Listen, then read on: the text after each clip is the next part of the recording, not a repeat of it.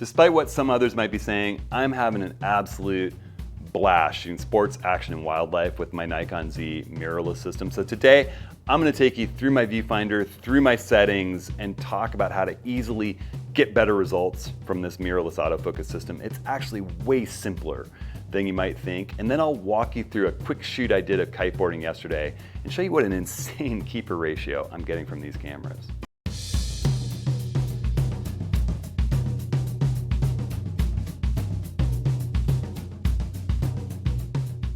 Well, hey everyone, it's Hudson. Thanks so much for joining me. I had this just really great experience yesterday. It was Father's Day, photographing some of my friends kiteboarding, and particularly a young boy, I guess young teenager who's becoming really incredible. I'm sure he's gonna be a pro kite rider one of these days before too long. And his dad was out teaching him, and I was just out photographing for about 15 minutes in between kiteboarding sessions.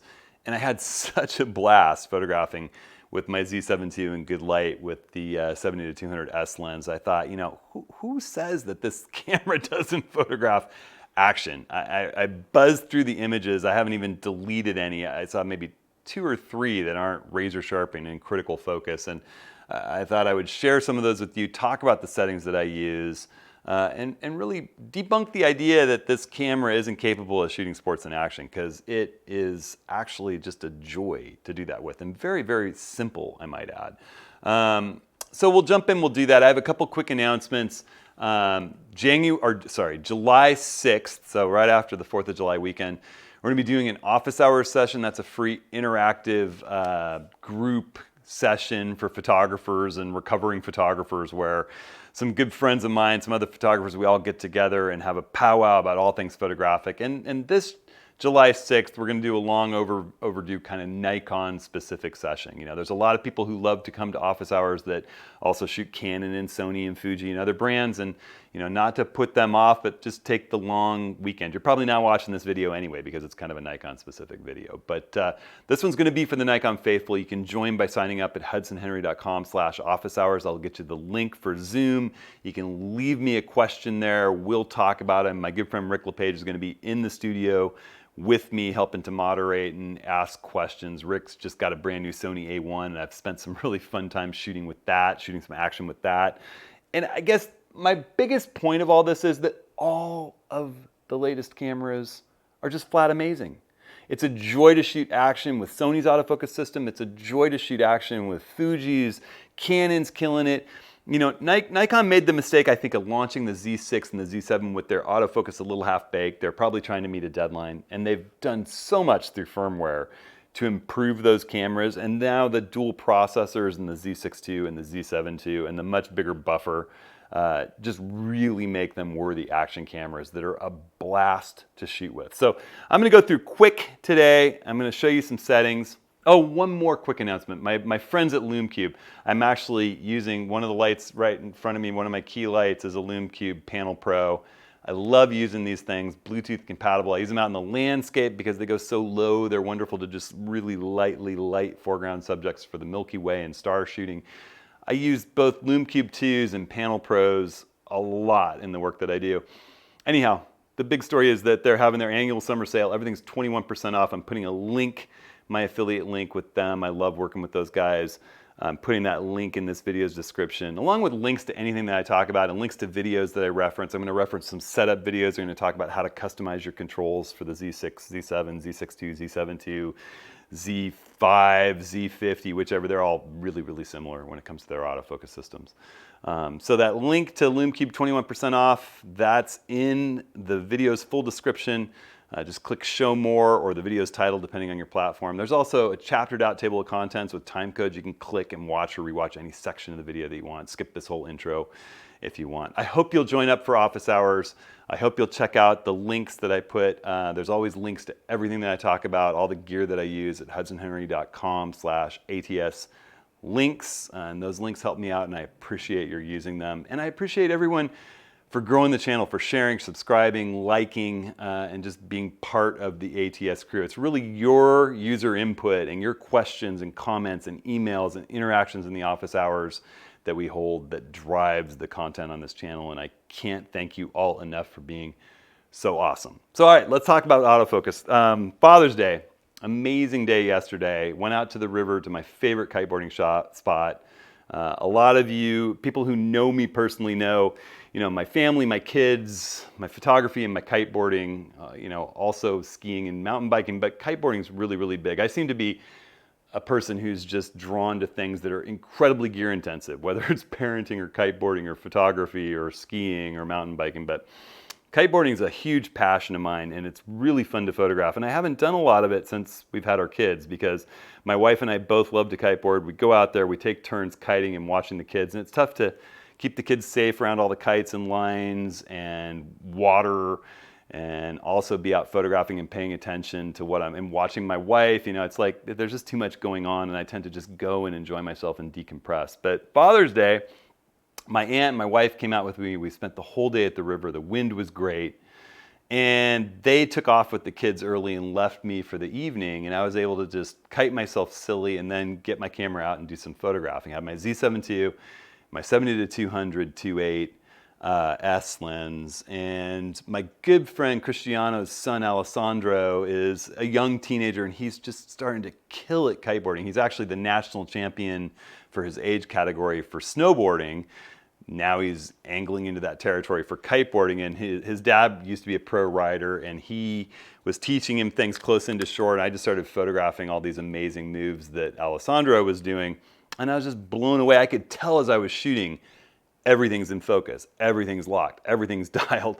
And coming home, I only shot for like 15 minutes, and I actually handed it off to a friend while I ran to help another person whose kite was down, and just showed him what I'm about to show you. And his hit ratio was amazing, never having handled one of these cameras before. He's more of an iPhone shooter. And he's an engineer at Nike, but amazing quality, the images that he brought, or a programmer at Nike. But so I'll show you all that stuff. I'm gonna run through them fast in a big grid view and just randomly pick some images, and you can see that the hit ratio is insane. I haven't deleted any or cropped any. I'm going to talk really quickly through the settings that I use, show you a couple of examples of how I use them. And I want you to reference the setup video that I did for the Z6 II and Z7 II. It doesn't matter if you're a Z6, Z7 user, or a Z5 user, or Z50 user. The autofocus settings are so darn similar. I would suggest that you reference that video. It's in the video's description. You can click show more, click the title right along where I told you that all the links and time-coded out chapter table of contents and everything are. But that video will show you how to set up the controls the way that I'm talking about. The biggest thing is remapping function 2 button. That's down here on the front of the camera around the grip, so that the right hand that's gripping the camera, the ring finger of the right hand, hits that function 2 button. We remap that to subject tracking.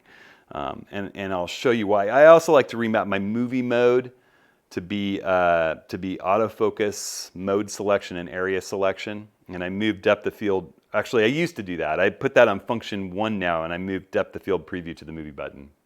Changes set slowly with me. So the movie button's depth of field preview. Shooting action and sports, the function 1 button is changing autofocus modes. The function 2 button below it is subject tracking. So you can see how to do that in those setup videos. But essentially, I'm just going to use my diopter adjusted viewing. You can see I'm recording what I'm doing here. So I'm looking through the viewfinder right now. If I hit my I button, that's the I menu that can pop up at any time. I want to be in high-speed continuous release mode. I prefer high-speed continuous. I get a higher quality. I can get a 14-bit RAW instead of a 12-bit RAW, and it's fast enough for me. If you really need speed, you can go to continuous extended. Get a little smaller, not quite as much bit depth in the files. I like to use autofocus continuous mode. I mean, that's the one where it's going to track action. That's been the same with DSLRs and mirrorless for Nikon Speak for ages. Autofocus continuous. Then you're going to go up into the area mode. It's a little bit different selection methodology, but it's the same basic modes for the Z6 and Z7. You can go auto area, and then in the menu settings, turn on face and eye detect, and whether it's animal eye detect or human eye detect. I like to just generally leave human eye detect on unless I'm photographing animals. And in the auto area, because I love to put people in my scenes, and a lot of the sports and action that I'm doing have people, and I'm often photographing people in landscapes and everything, so I often have auto area, autofocus people. What it does essentially is whenever a person's face pops up, it's going to put a square around that face. If multiple people pop up, multiple squares, you can flip that square from person to person just with a joystick bump with your finger. If they're close enough that the eyes are showing up, it'll put a square around the eye, and you can choose the left eye or right eye just by bumping the joystick, or to the next person's eye, or their left eye, right eye, next person's eye, left eye, right eye. Move around the frame, choose which eye you want to be the center of attention. And then when you hit autofocus, it's just going to lock that eye or that face. It's really, really cool.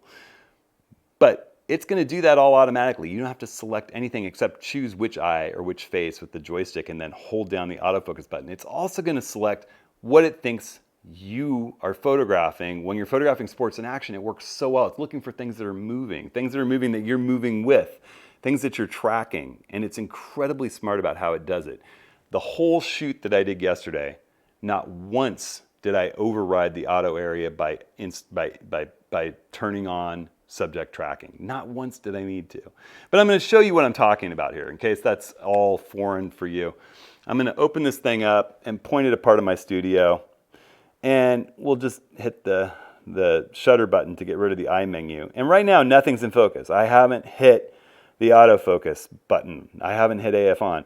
Now, if I was really shooting a static subject like this, I wouldn't be using autofocus continuous. I would go into autofocus single servo autofocus, and I would choose to be in a pinpoint selection mode, and then I would just put that pinpoint on the thing I want to focus. I mean, that's the way I would actually work with static subjects like this.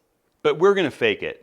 And we're going to pretend like these subjects are moving a little bit. So I'm going to just show you a few little tips here through this. So, all right, so when I'm actually going to be photographing moving subjects, whether it's sports, action, wildlife, my kids running around, or a portrait that's moving around, you know, I'm going to grab a different mode than I would for stills, for wildlife, for that still life sort of thing where your subjects aren't moving that we were just talking about.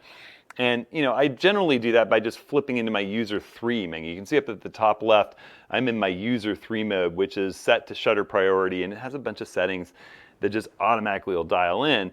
But we were just changing things around, so I'll show you the way to change them back. You either hit that the eye menu button on your screen, or the eye menu button on the back, and then it's going to open up this touch screen control system. You can use your joystick or D-pad, or you can touch the screen.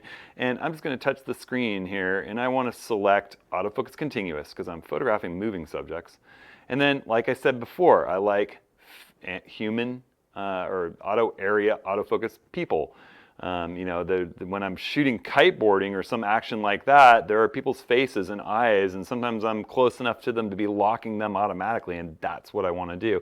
But when I go to photograph, you know, all I have to do is just hit the eye menu back, and I'm set to start photographing action. I'm not even going to select a focus point at all, though. You know, really, I'm just going to, if I've got frame filling action, unless I have to, I'm not going to select that subject tracking. You can see that little OK for subject tracking. That's kind of the base mode, the way the camera's set up. You would hit the OK button on the back with your thumb to activate subject tracking. Boom, you get that box set up in the center. And then you have to hit the reduce magnification button to exit subject tracking. You know, I just hate that. I remap it to the function 2 button.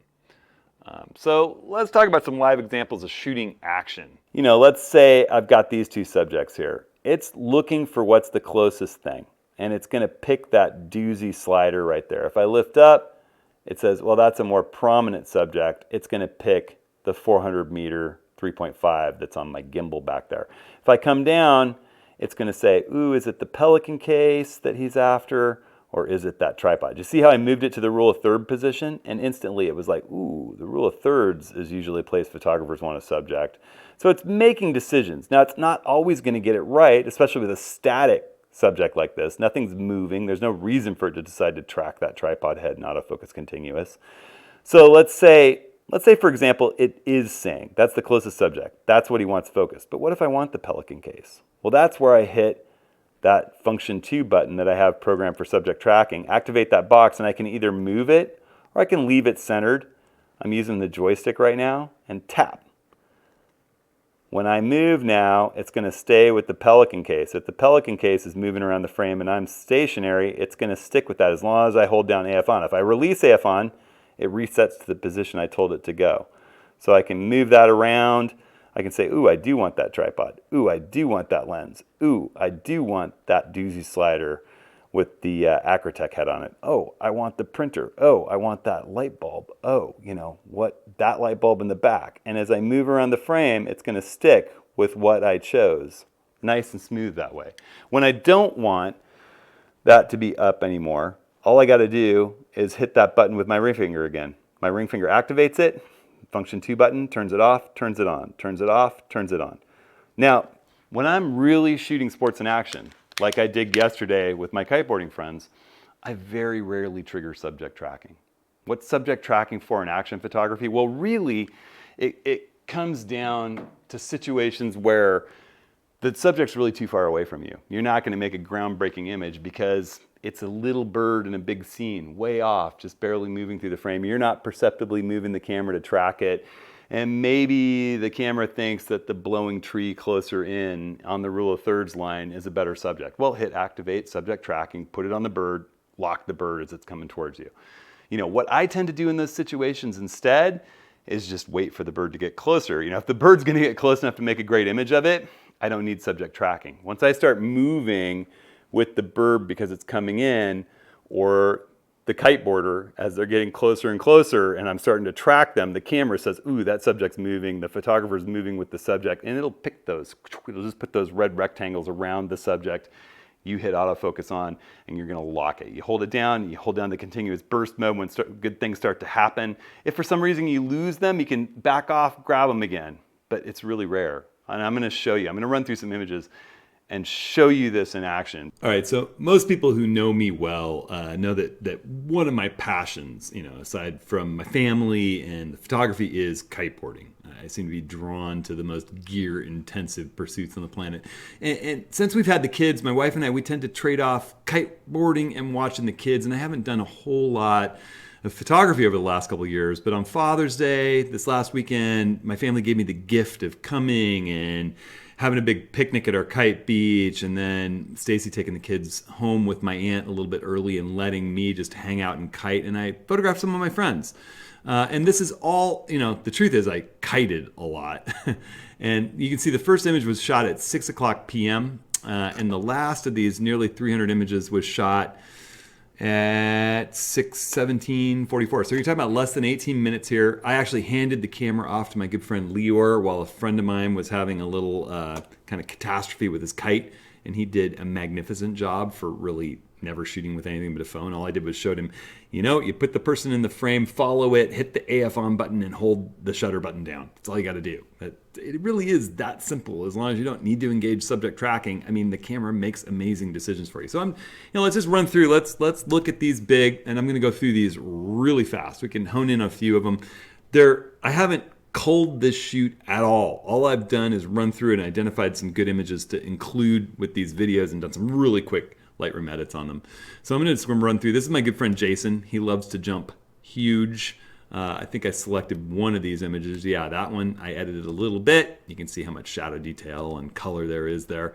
But you know, this is the first shots of the day for me. Not really anything looking like it's missed. I didn't select a focus point at all. Camera's making all the decisions. Here's my friend Alessandro. He is an amazing young kiter. He's also the national champion in his age category for snowboarding, and now that he's taken up kiting, I hope someday I'm photographing him in the Olympics. But he's awesome. His dad Cristiano is amazing, and he's really developing as a young kiteboarder. And you can see, you know, he was coming in close. His dad's teaching him new tricks. He's working on this board off maneuver. There you can see the raw file looks a little, it's just the way it's being represented. As I did the edit, there's plenty of tonal information in there. You know, and really just about any one of these images, I'm not seeing anything where it looks like it's soft or out of focus. It's just tracking him. And all I'm doing is he's coming in the frame, I'm tracking him, and I'm hitting the AF on button in that auto area people mode. Maybe his face is soft right there. I think it lost him. I think it went to the water behind him. All right, so there's one. You know, but the next one, it reacquired him. It's always looking for faces too, with the face and eye. You know, so you're going to see a lot of him trying this board off maneuver. I got to go through 300 images, so I'll go fast. This one looks like it might be a little soft. Let's see as it resolves the one-to-one preview. Yep. Well, no, it's not done loading. Hang on. These are big files. These are 46. No, that one's sharp too. I'm telling you, they're just... This camera doesn't make too many mistakes. Again, all these images shot in 18 minutes. Just laying down the trigger. This is where I handed the camera to my good friend Leor, because I did not take this photo. I remember taking this series, then my friend's kite went down in the water who I was helping to learn to body drag. He's learning to kiteboard, and I ran to help him. I handed the camera to Leor. I said, take some shots. Hold down the autofocus button when you have something you want to shoot, and hold down the shutter button, and you'll fire the shots. It's in continuous mode. This is my good friend Steve. Steve is like the Yoda. We call him Yoda at the Kite Beach. He's the most amazing kite flyer, most amazing human being, and just this awesome, awesome guy. He retired recently from Oracle, and he's out there a lot, and I love spending time with him and having my kids spend time with him. I did a little quick edit for the kind of intro section to this video. We're back to Alessandro. Leor's photographing Alessandro here. This is Leor's photograph. He doesn't really shoot, you know, with anything but a phone. And all he was doing was holding down the AF on button. Sometimes I think knowing less, this system is so simple. Is that, let's see, this one might not be perfectly sharp. Yeah, it got the board, but there's not a lot of his face showing. I mean, I would still call it pretty good. And by the time it does see his face, it's gotten back sharp. Yeah, these are all Leor's photos. I think the first photos I took were of my friend Matt when I came back and grabbed the camera from Leor. Even over in the corner, it's having no trouble choosing what to focus on. As long as you're tracking action, that action's moving, it's in AFC, it's in auto area, it knows what to look for. It's like he's clearly photographing that guy.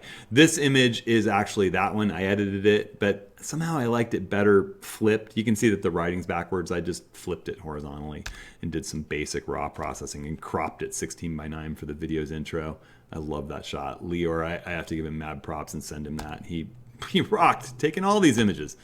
But you can see, I mean, it's nailing it. This is Leor's family. He took a few photographs of them. I got to send them along. And then, you know, this is when I grabbed the camera back. Matt was out. He saw me with the camera. He started doing some back rolls. He's teaching his son, Wyatt, to kite too, which is fun. Maybe this first shot, you know, was a little far out to, oh, that's weird. Why did Lightroom grab the wrong part of the image there? No, you know what? It recognized he's the subject. It's got Jason Sharp. I'm shocked. There's a little bit of haze playing back there. He's a long ways across the river. Alessandro, Jason. Here's one of the sequences. You can tell Jason's wetsuit is coming pretty seriously unzipped. Let's see if this one's nice and sharp. That one's a little out of focus. So we've got one that isn't critically sharp. How about this one? The one next to it. That's pretty sharp. You know, this is one of those ones where if your subject's that small and far away, maybe you need to grab the subject tracking mode. It's still not doing bad. But when your subject's close, the camera knows what you're after. You know, plus I'm tracking him. This is a fun series where he did the kind of inverted, this is the same shot, cropped a little bit to straighten the horizon, just tone and color corrected. God, he is getting so good. I don't even think Alessandro's a teenager yet, and it's just fun to watch him develop. Oh yeah, he was proud of that one, and you could kind of see it in his face as he came in. And I saw the camera light up eye detect as he came rolling in and smiled at me, and that was fun. So it went not only face detect but eye detect on that series as he came rolling in. And all you got to do is hold down the F on. It's going to lock that eye. You could switch eyes if you wanted with the joystick really quick. You know, it's even nailing him through the crash there. There's Jason a little ways away. This is a surfer. This is not one of my close friends. I don't even know his name, but it's fun. There's so many disciplines of kiting: hydrofoiling, surfboard riding, twin tip riding like Alessandro's doing. There's one that I edited a little bit, this one to that. My friend Kristen launching her kite. It's kind of fun for people to see how that works. You know, and I didn't even choose subject tracking here. It just knew that, you know, Kristen's moving around. She's close in the frame. This is one I edited for the intro.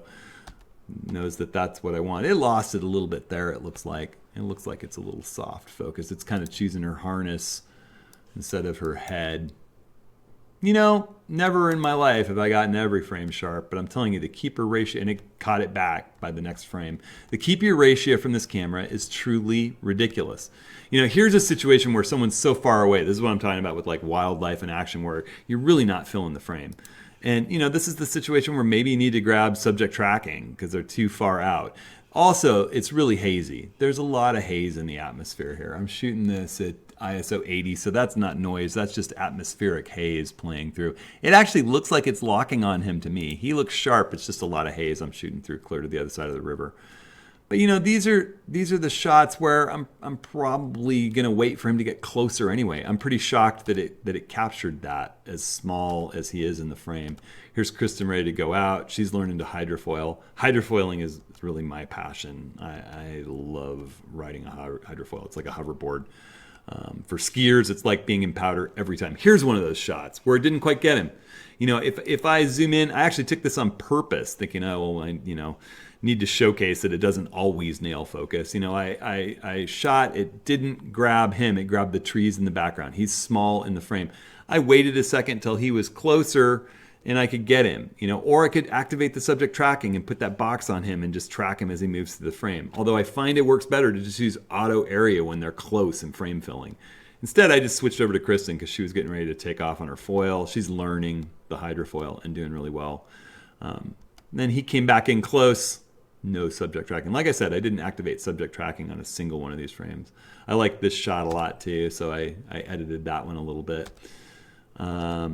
Nice late light. We're getting down to the end of this. We're at 6:15, so there's only another 90 seconds of shooting maybe. Oh wait, there might have been one out of focus there. Did I see something that looked a little soft? Maybe that one. Let's have a look. I'm trying to find the ones that aren't sharp. Still loading the frame. Some of this is just Lightroom rendering 46 megapixel files too. No, it's sharp.